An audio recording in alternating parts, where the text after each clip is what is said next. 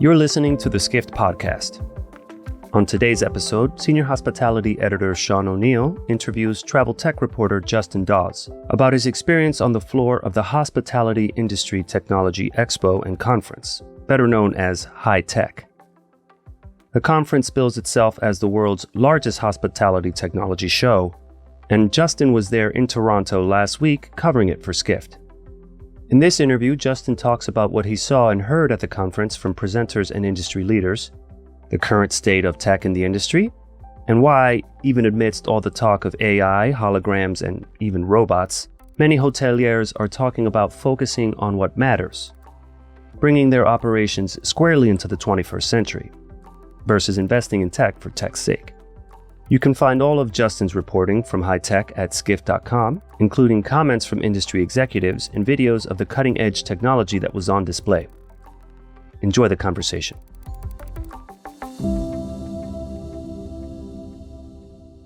So welcome, everyone. My name's Sean, based in Washington, D.C., and I'm joined by Justin, who's a digital nomad. Hello, Justin.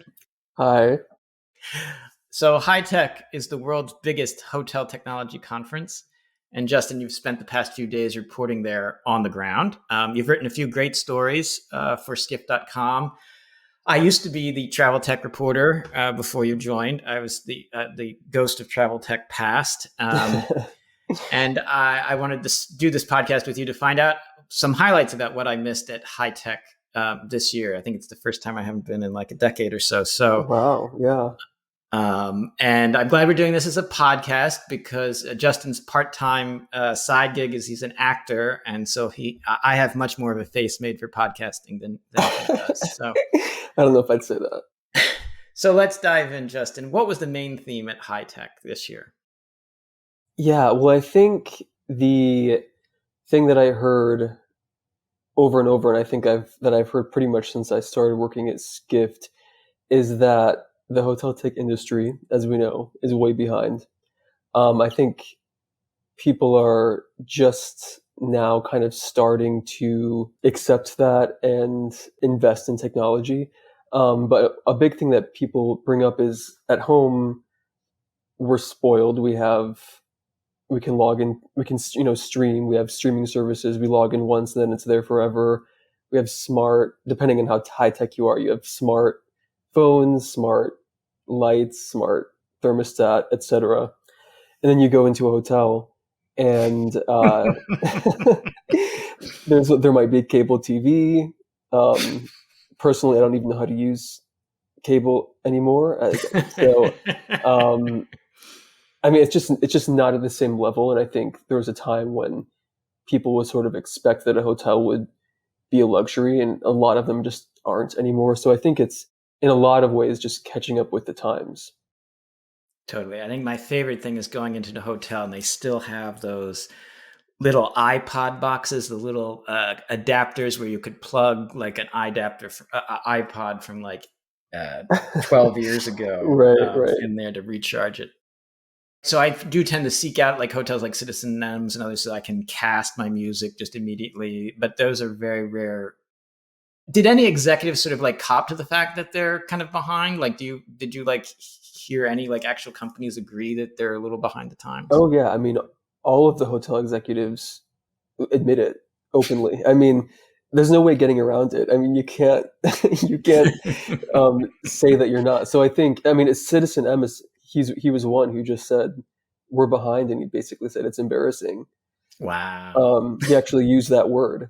So. No, I mean, they are fully aware and they fully admit it. Cool. Well, what are some, you had some very interesting, a few articles already, more to come. What might be another theme that was from your reporting at HITEC? Yeah. So, I mean, all that being said about catching up with the times, there's a lot to do. But I think a big theme is around personalization and hyper-personalization. I think the talk around generative AI has put the personalization idea kind of in the spotlight, even though it's been there for a while, but I think it's really been being talked about a lot.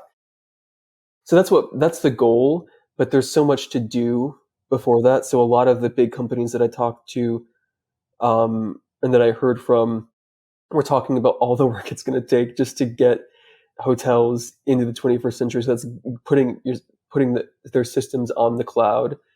And right now, a lot of hotels, like even within a single building, they might have the data for the same customer split into different systems, and they're not talking to each other. So it's like before we can talk about personalization, generative AI, any of that, the data has to be in one place. It has to be accessible, and everything needs to be in the cloud. So that was a big thing that people talked about. Data is kind of a boring topic. Just the word data almost like can put me to sleep sometimes, but it really is. Same. I mean, that's what artificial intelligence is. It's huge amounts of data. Yeah, I mean, when I think of this topic, I think of those hotel rooms will have this like storage closet just jammed full of like servers and devices and stuff, because so much of the boxes are actually sitting there on premise there, rather than like in our era of Netflix and Amazon, where so many things, Salesforce, things are up in the cloud. It is kind of crazy. So what I'm hearing you saying is that right now, they have these people training these so-called large language models, and in the process, they sort of accidentally learn Swedish or something because they're just so incredibly intelligent at what they're doing. But none of that is of any use to the hotel industry if the actual data isn't pulled together in one place. It's good structured data that they can apply. So they need to get some of these other basics right before they jump to AI. Is that what you're saying? Or Right. Yeah. I mean, because the companies are using the generative AI, they're using the underlying technology to help them create things, but they have to lay their own data kind of on top of that. So the AI is pulling like their own customer data, for example, and making suggestions, etc., based on, so with the underlying technology, with the customer data, and it all kind of is mixed together. So if there's no customer data accessible, then it's not going to work the way that you want. I'm a big fan of Spotify's new AI DJ. It's the first time that the playlists and Spotify actually are like doing, providing me with recommendations. They are. So when are we going to see sort of, that kind of level of personalization at hotels? Is that what they're talking about? Or It is, yeah. I mean, the idea is like in some of these booking engines too. It's like the idea is to have a kind of like a travel agent or different technologies that talk to each other, that know the guest inside and out, know every little thing, like even what side of the bed they like to sleep on, what time. That's a little creepy, but yeah. I mean, and the idea is, the guest shares his information willingly, right? That's kind of the sure, yeah. Once you get that permission or trust, so to speak, like right. People are willing to offer that because they're going to get better service. I know I was recently staying at a hotel with my husband, and like the pillows were just not right. They were like just empty bags of fluff, and so you want to get that. It'd be nice not to have to go through the whole hassle of having a robot bring it to you, and just so that they know it up front, right? Right, yeah. And it's like, I mean, it's, if they have that full customer profile, they're able to input that in a lot of places, and it helps them with upselling. So like maybe they know someone really enjoys a spa, so they can just make a suggestion to this person, like here's a discount for the spa, or here's what we're offering. Or I mean, and for me, if you suggest like tickets to a football game, that's a waste of time, because I would never do that. So it's just knowing who the customers, so you can serve them better.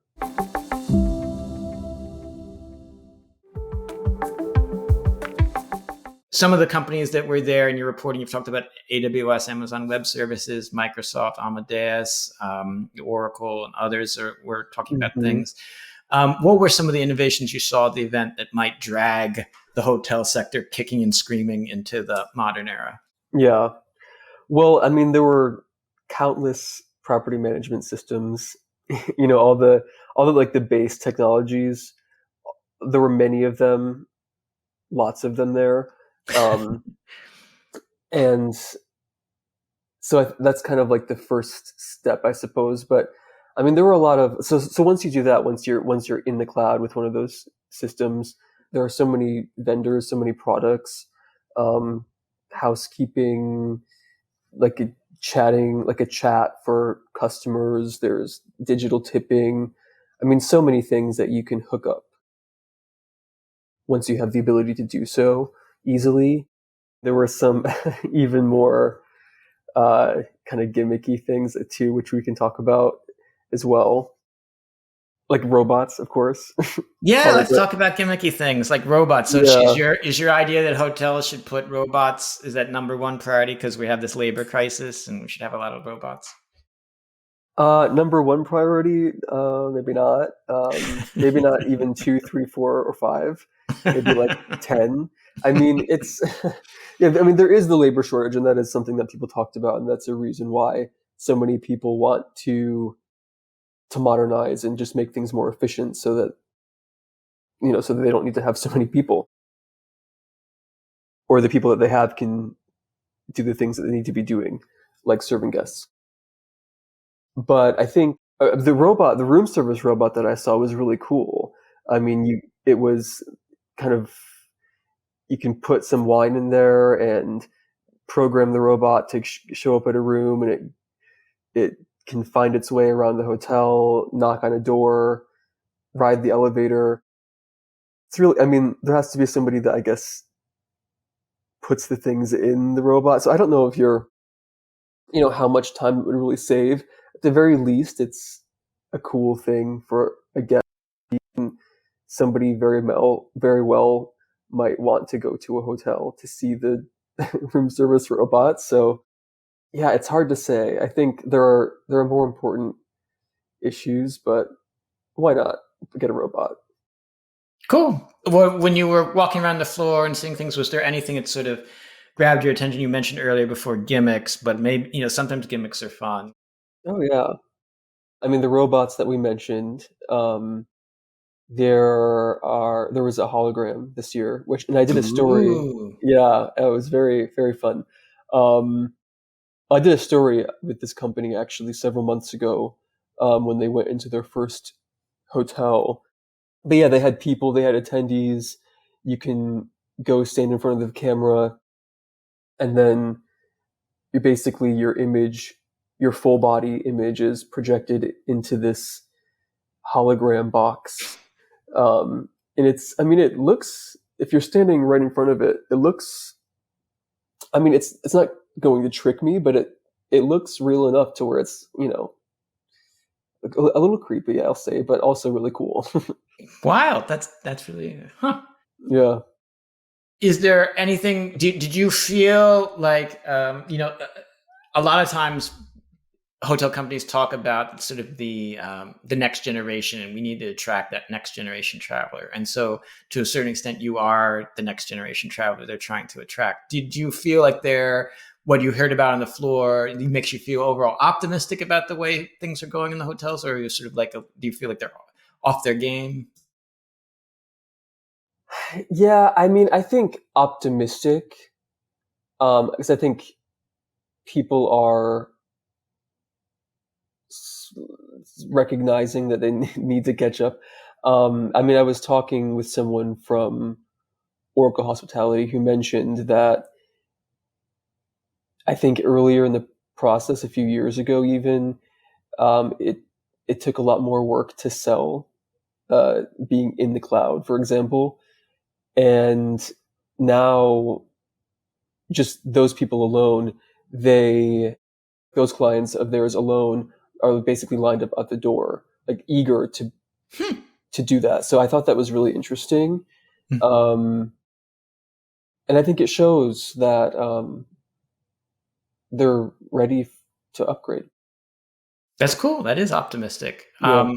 You can see videos of some of these products that you're talking about in the articles you did about new hotel tech. So I encourage our listeners check out skift.com to see the new hotel tech article. I guess one thing I'd like to close on is this year's HITEC was a bit different from past years in that it had competition as an event.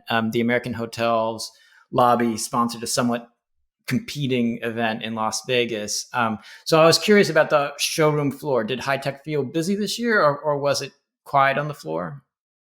Yeah, well, it was my first one, so it's hard to compare. I would say, however, that it felt busy, but it didn't feel like it was busy at the level that the biggest hotel tech conference should be. Mm-hmm. And some of the people that I talked to, they did mention that some people were actually pretty annoyed at the two, because it splits the industry in half. You have to decide which one to go to. And there were companies that I talked to, some of them stayed, or some of them went to Toronto and some of them went to Vegas. So I think inevitably it was probably smaller than the past. Someone did mention that to me, actually, that it was smaller than past years that they had seen. Interesting. Well, then good news that the competing hospitality show is going to be at a different time of year next year. They said it was just an accident of scheduling. So hopefully HITEC can roar back to its full potential next year. So Justin, I know it's putting you on the spot for like a big fat question here, but what is the state of hospitality tech now based on this conference? Yeah, well, there were a lot of exhibitors. I think I can't remember how many exactly. It was like 350 or something like that. But there were a lot of cloud-based property management systems. Too many, and etc. A lot of cloud-based products, vendors. It's just such a there are so many options to choose from. So there's that, and then there are so many vendors offering services like housekeeping on demand kind of thing.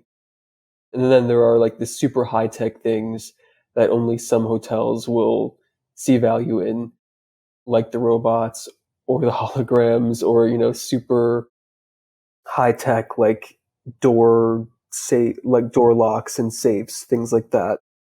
It kind of runs the gamut, I suppose. And I think one issue that I heard about a little bit from hoteliers is that you have to focus on what matters right now, and sometimes investing in tech just for the sake of tech is maybe not the best decision. You have to do what's best for the operations, what'll really be good to bring your hotel to the next level. And that might not necessarily mean investing in, smart, I don't know, anything when your systems aren't on the cloud yet. That makes sense. So they're focusing on what matters, like investing in not investing in tech for tech's sake, as you say. Right. Just, getting your base systems into the 21st century. If you don't have your base systems at that level, then maybe you shouldn't be investing in there's name any fancy gimmick, I suppose. Yep. Cool. Seems like a good note to end on, unless there was something else, Justin, you wanted to touch on, or? No, I think we covered a lot, so thank you. Okay, cool. You've been really kicking ass on the travel tech beat, so keep on rocking it. And listeners, be sure to check out Justin's articles at skift.com. And thank you very much, Justin. Thank you.